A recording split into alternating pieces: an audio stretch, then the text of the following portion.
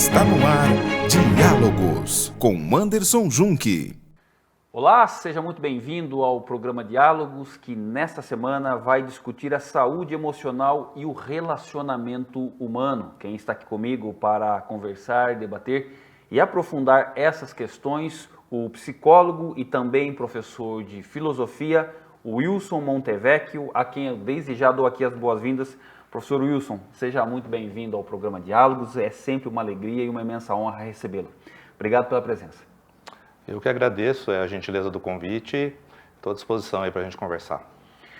Então vamos conversar sobre um assunto que é de real importância, especialmente nos nossos tempos, professor, sobre a saúde emocional, né? Gostaria que o senhor fizesse uma fala aqui, fazendo as considerações, as definições daquilo que nós podemos entender como saúde emocional.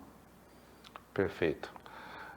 Quando a gente fala em saúde, né, muitas vezes a gente acaba tendo, de maneira genérica, a perspectiva de que nós estamos falando de alguém que não tenha uma mazela, que não tenha uma doença, que não tenha uma patologia, né? E muitas vezes esse exemplo, ele simplifica muito, né? Dizer, olha, alguém tem saúde, ele não tem um problema. Na verdade, saúde, ele se amplia muito mais no sentido de você conseguir vivenciar as suas potencialidades, as suas perspectivas de maneira mais ampliada. Tentando resumir de maneira mais simplificada, eu diria que quando a gente fala de saúde, principalmente mental, nós estamos falando que as emoções, nós estamos falando que os pensamentos, nós estamos falando que os sentimentos, as nossas ações, elas estão interligadas, elas estão articuladas, dando, digamos assim, uma fluidez para a vida. Que a vida possa ir se desenvolvendo de maneira a estar acontecendo sem, digamos assim, impedimentos que podem estar acontecendo por questões de contextos, por questões, né, muitas vezes que a pessoa, né, nem sempre tem clareza do que está acontecendo, mas que ela vai conseguindo resolver as suas coisas de maneira a não impedir que ela possa produzir, construir, enfim, levar a vida dela como ela acha melhor. De alguma forma, o senhor está dizendo, então, que saúde é muito mais do que não estar doente. Sim, porque na verdade, muitas vezes, quando a gente fala de saúde, a gente está limitado muitas vezes a olhar que alguém não está hospitalizado, é até aquela brincadeira, nossa, você tem saúde, você está bem. E muitas vezes a pessoa tem realmente uma condição física ok, mas muitas vezes ela não está bem, muitas vezes ela não está conseguindo realizar a vontade dela, os sonhos dela, muitas vezes ela não está conseguindo construir significados para que a vida dela possa fluir de uma maneira melhor. Então eu vejo a saúde de uma maneira mais ampla, né? Entendendo uma situação de bem-estar que a pessoa tem, obviamente, mas que ela possa construir aquilo que ela tem desejo também, que ela possa avançar naquilo que faz sentido para ela. Quero aproveitar nessa linha, professor, e entrar numa questão que eu acho que é de fundamental importância quando a gente fala de saúde, né? Seja ela emocional ou física, que é a questão do relacionamento do sujeito. E queria que o professor aqui fizesse uma fala esclarecendo essa relação nas várias perspectivas, né? O sujeito na relação com ele mesmo, na relação com o outro e também na relação com o mundo onde ele existe, né? Perfeito. Na verdade, toda relação, ela tem um pressuposto, né? Que pressuposto é esse? É o pressuposto da intenção. Todo ser que se relaciona com outro ser, ele tem uma intenção de estar com o outro a partir de uma perspectiva, a partir de um contato, a partir de um interesse, né? Quando eu vou falar de relacionamento, eu vou iniciar a partir daquilo que eu olho dos meus valores, daquilo que faz sentido para mim, daquilo que eu quero para minha vida. E a partir daí eu começo a trazer esse interno para as relações externas. Ou seja, eu estou me relacionando com uma outra pessoa que também tem valores, que também pensa, que também tem sonhos, que também tem vontade. Então, na verdade, elas são construções que são feitas a partir daquilo que cada um pode dar, né? Por isso que eu gosto sempre de falar com meus alunos, muitas vezes com os meus clientes, que cada um dá o que tem, né? Não dá para você construir uma relação baseada principalmente numa perspectiva idealizada. Porque muitas vezes a gente fala assim, porque a minha mãe tinha que ser assim, porque meu pai tinha que ser assim, porque a minha namorada, porque o meu filho. Rapaz, não dá para a gente pensar a partir da idealização, a gente tem que pensar a partir do que as pessoas são, do que as pessoas podem oferecer. E aí a gente vai construindo o diálogo possível, aquilo que dá realmente para fazer, né, para construir algo que possa ser bom, não só para mim, mas para o outro também. Então existe aquela máxima de vida ideal não é a vida real. Olha, esse é um ponto que eu vejo acontecer muito, mas com muita ênfase, né, no consultório onde eu atendo. Porque muitas vezes as pessoas vêm, né, internalizadas aí com contextos que, de alguma maneira, pedem para que elas possam exercer uma certa idealidade. É o ideal de marido, é o ideal de pai, é o ideal de estudante, é o ideal, né, de profissional, enfim. Mas aí quando a gente começa a conversar e ver realmente a vida dela, e como é que ela consegue dar conta disso, que é a vida dela concreta, e a gente começa meio que olhar para isso e falar assim, mas e aí? Esse ideal todo aí que você está falando, ele consegue traduzir isso numa vida legal para você? Ou você sente que isso impede você de construir outras coisas, que impede você de ampliar os seus horizontes? E aí, a partir daí a gente vai olhando o que a pessoa é de verdade, o que a pessoa pode dar naquilo que ela vai construir da vida concreta dela. Porque essa idealização, por mais bonita que ela seja, por mais arraigada na cultura, né, no sentido de que nós devemos ser perfeitos o máximo possível, ela limita a vida porque ela acaba trazendo um patamar de exigência que muitas vezes está fora daquilo que a pessoa naquele momento está a fim de construir. Então, muitas vezes ela não precisa ser o pai ideal, o profissional ideal, o aluno ideal, o namorado ou a namorada ideal.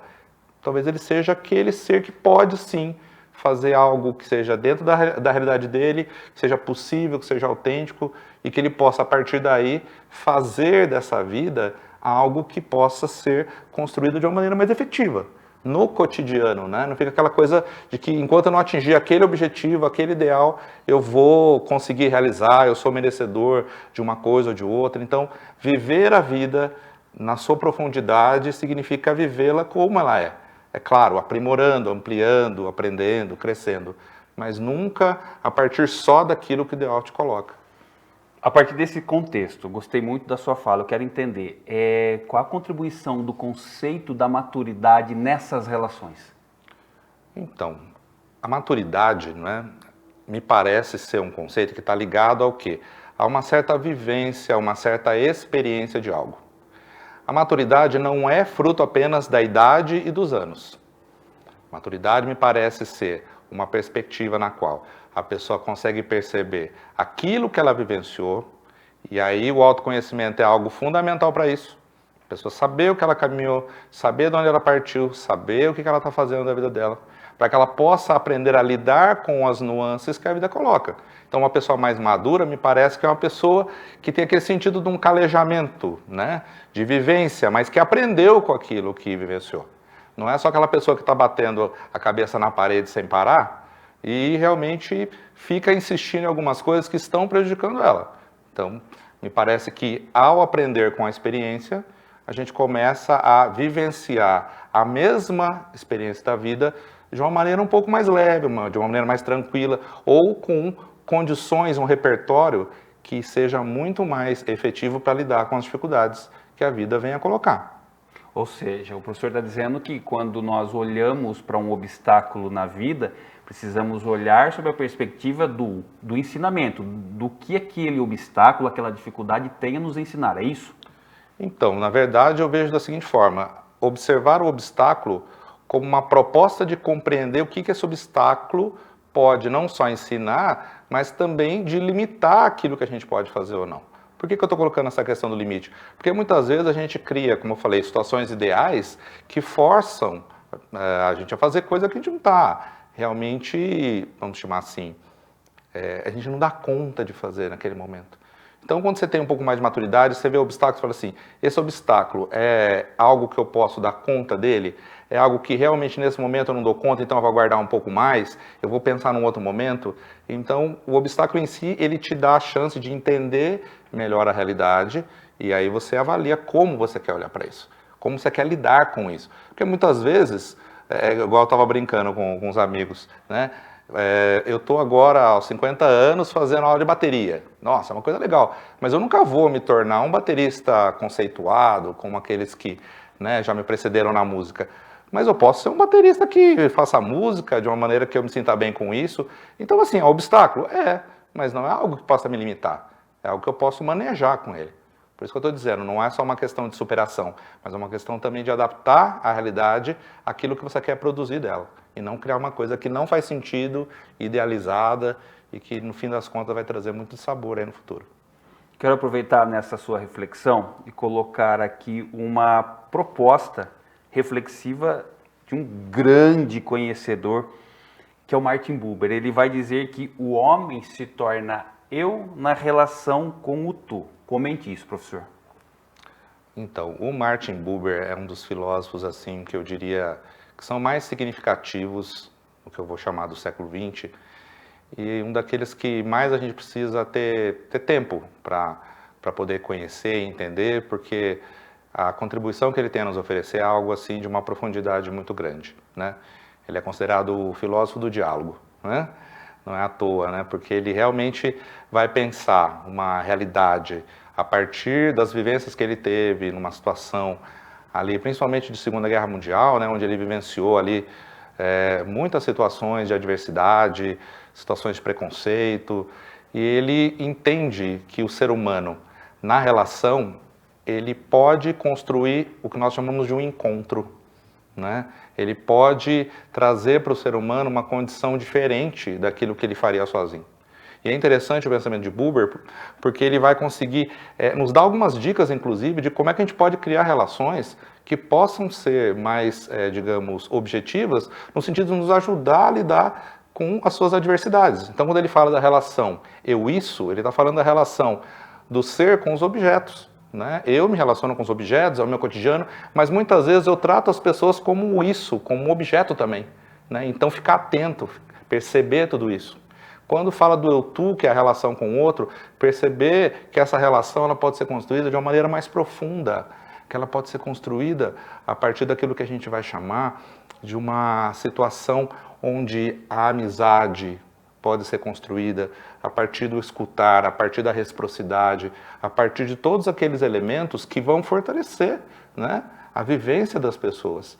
E aí ele vai falar, né, que tem uma terceira perspectiva, que é a relação eu-tu eterno, que é a mais rara ainda, né, de se atingir, que é aquela voltada para alguém que dedica a sua vida para alguma coisa que ele acredita. Ou algo que ele tenha como uma crença profunda, algo que realmente possa transcender as relações. Então, olha quanta coisa o Buber traz para a gente entender em que grau nós estamos na nossa relação, se ela é mais superficial, se ela é mais profunda, se ela é mais plena, que transcende as coisas. Então, acredito que seja um autor que deveria ter, né, mais espaço para ser compreendido, e eu sempre, lá com os alunos do primeiro ano do ensino médio, faço questão de trazer esse autor, porque eu acho que ele é muito relevante para os dias que nós vivemos atualmente. Era exatamente essa pergunta que eu estava aqui pensando assim que você finalizasse a sua fala. Nós precisamos revisitar e valorizar o conceito do diálogo nesses tempos, professor? Então, o diálogo é realmente um grande desafio, né? Por que é desafio? Porque, na verdade, a gente precisa compreender o outro a partir do que o outro é, não a partir do que eu quero que ele seja ou a minha visão sobre ele. Então, me parece que o diálogo é um dos elementos mais difíceis de serem construídos hoje. Mas não vejo um caminho diferente também, porque se eu não conseguir acessar o outro a partir do que o outro é, como é que eu vou conseguir dialogar, como é que eu vou conseguir criar significados, né, a partir dessa troca? E era assim que Sócrates fazia, né, no seu momento filosófico, né, o momento que ele ia levar as pessoas para pensar. No primeiro momento ele fazia o quê? Ele levava a pessoa a perceber que muitas vezes ele estava trazendo alguma coisa equivocada, alguma coisa que não fazia sentido, e tentava extrair, nesse momento onde a pessoa percebia que ela não dava conta, né, de sustentar ali a sua argumentação, o seu conceito, e ampliava, e levava a pessoa a dizer, né, de uma maneira diferente agora, que ela podia compreender as coisas de uma maneira mais universal, mais ampla. Então não é uma coisa nova, é algo que já tem sido construído ao longo do tempo, né? Só que vivenciar isso pressupõe você sair de si e ir em direção ao outro e fazer essa ponte que realmente é muito desafiante nos dias de hoje, principalmente, né? Com tantas adversidades que limitam essa possibilidade. Maravilha. Bom, você está assistindo aqui o programa Diálogos, que nesta semana discute a saúde emocional e o relacionamento humano. Quem está aqui conosco conversando e debatendo essa questão, o psicólogo e professor de filosofia, o Wilson Montevec. Nós vamos agora para um rápido intervalo, a gente volta na sequência, um minutinho só e nós já estamos de volta.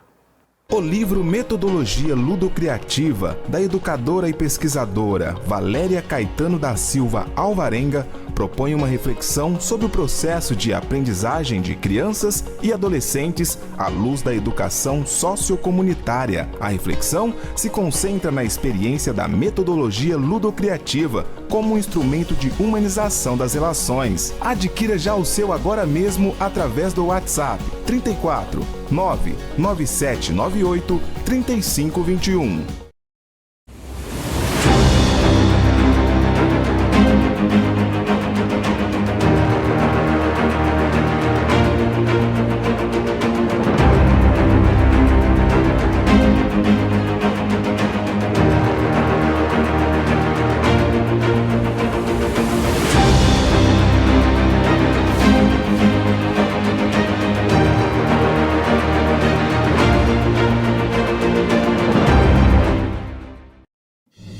Estamos apresentando Diálogos com Anderson Junque.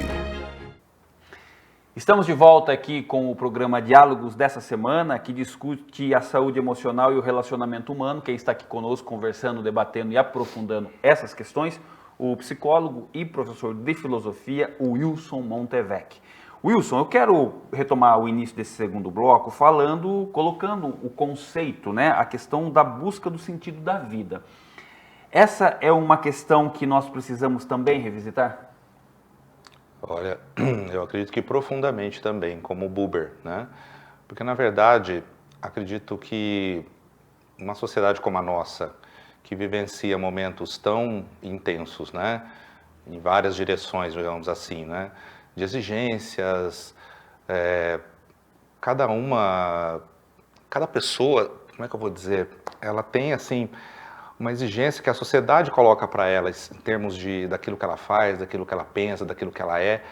E muitas vezes você vê uma série de pessoas, e aí eu vou dizer isso no genérico, que não percebe o que estão fazendo aqui, Ou seja, você pergunta para ela, você vivencia, você faz uma série de coisas, e daí?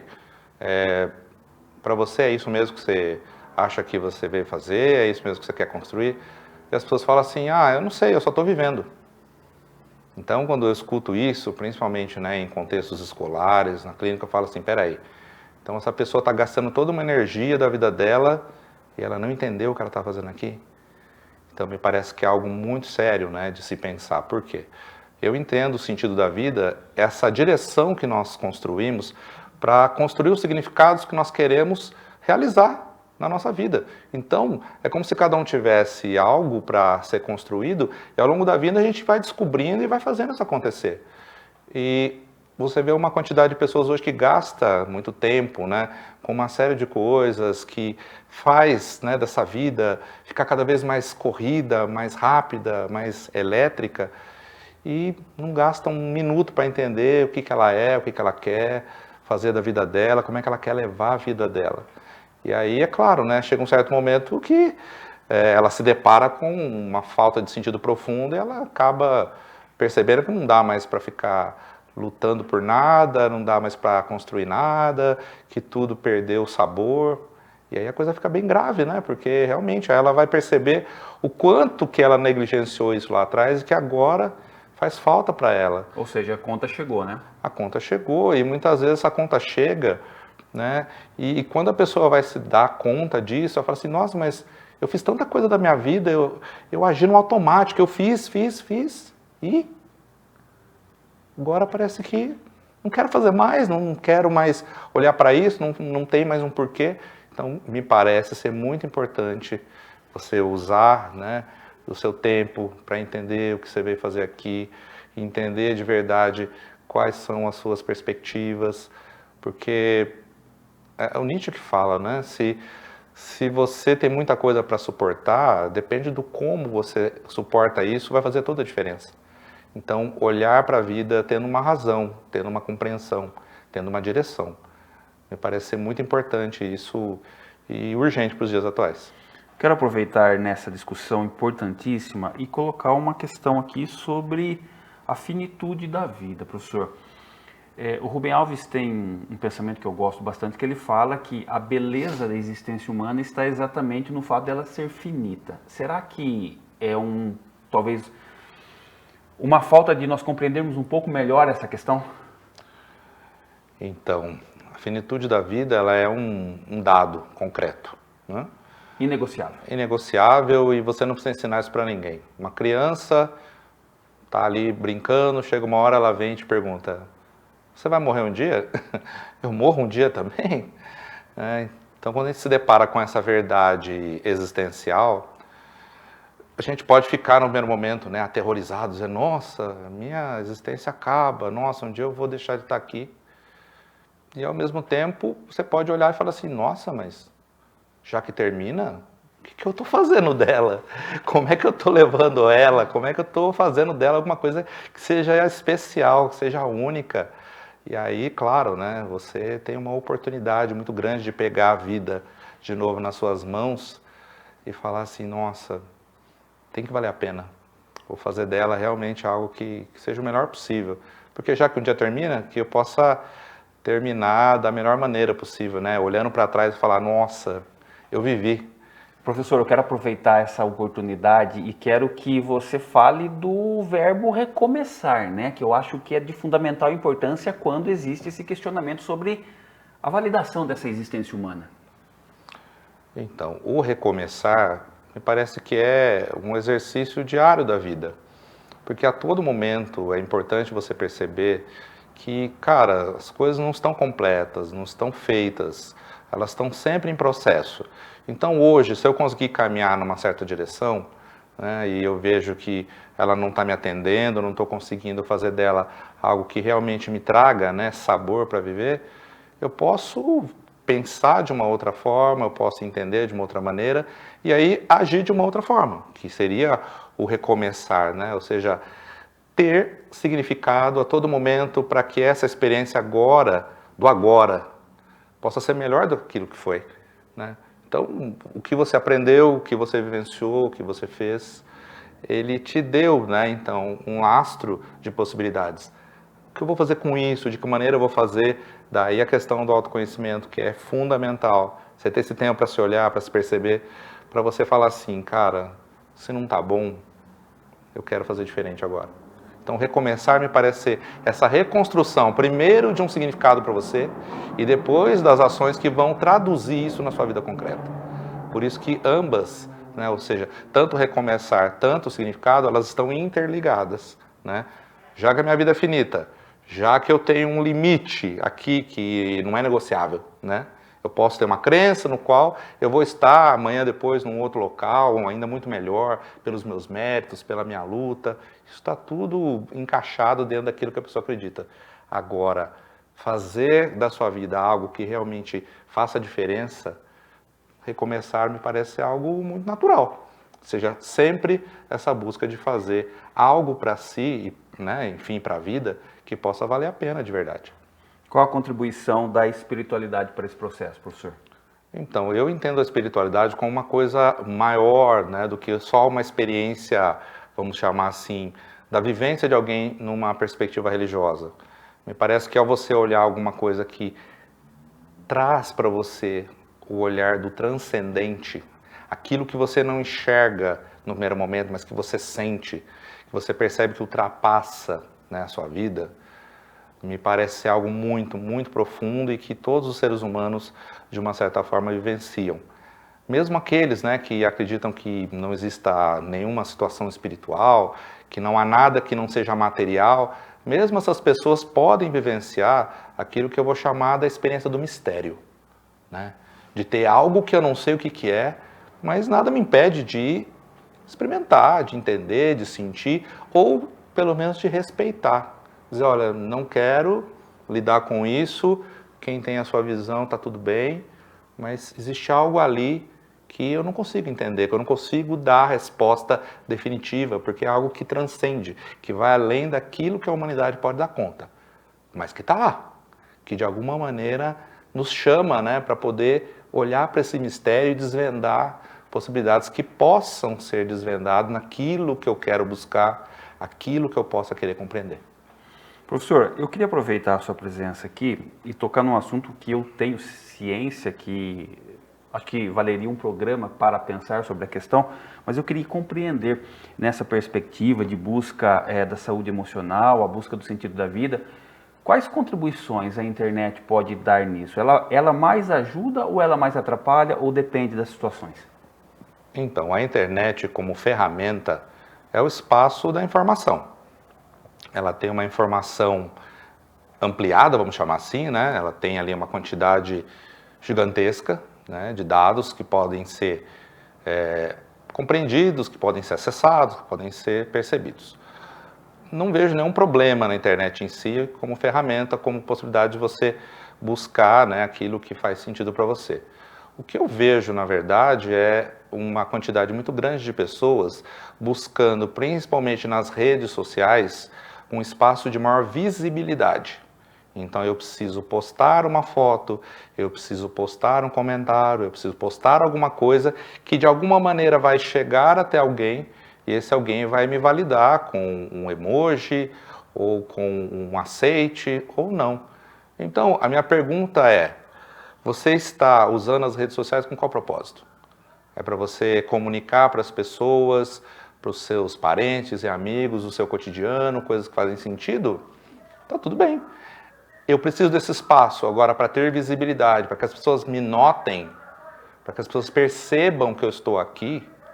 Aí me parece que as redes sociais não estariam cumprindo o papel delas, que seria comunicar, né? Ali algo que possa ampliar e ser compreendido por outras pessoas. Então, é mais um chamar a atenção a todo momento. Então, eu estou chamando a atenção com isso, chamando a atenção com aquilo. Para que tanto chamar atenção? Essa é a minha pergunta. Então, nesse momento, valeria a pena, como eu falei, autoconhecimento, perceber por que essa necessidade de precisar que as pessoas percebam a todo momento que você está ali. Porque comunicar é uma coisa, agora, a todo momento ficar refém dessa situação, ou seja, que a gente brinca, né? Refém dos likes, e aí acredito que possa trazer algum prejuízo para a pessoa, porque ela acaba deixando de ser ela mesma, né? Ela acaba criando situações apenas para poder construir essa visibilidade social. Professor, conversar com você é sempre um grande presente. Queria muito te agradecer e pedir aqui para que o professor fizesse então as suas considerações finais e, claro, mais uma vez a minha gratidão. Obrigado, viu? Eu que agradeço a oportunidade, né? Vir um convite de você para mim é uma honra, é um prazer, né? É uma experiência maravilhosa. Eu queria te agradecer pela oportunidade, pela possibilidade, né, de dividir um pouquinho, né, daquilo que a gente vivencia, tanto no consultório quanto na sala de aula, e torcer, né, para que as pessoas possam aí ampliar os seus horizontes, pensar um pouco mais lá na frente, e que para isso o autoconhecimento é uma ferramenta fundamental para que as pessoas possam ir cada vez mais longe. Então, muito obrigado pela gentileza do convite e valeu a experiência. Maravilha. Professor Wilson Montevec, saúde e paz, Deus abençoe sempre. Obrigado. Você assistiu aqui mais uma edição do programa Diálogos, que nessa semana conversou com o psicólogo e professor de filosofia, Wilson Montevec, sobre a saúde emocional e o relacionamento humano. Fique aí atento aos nossos canais para receber outros conteúdos. Um forte abraço para você e até mais.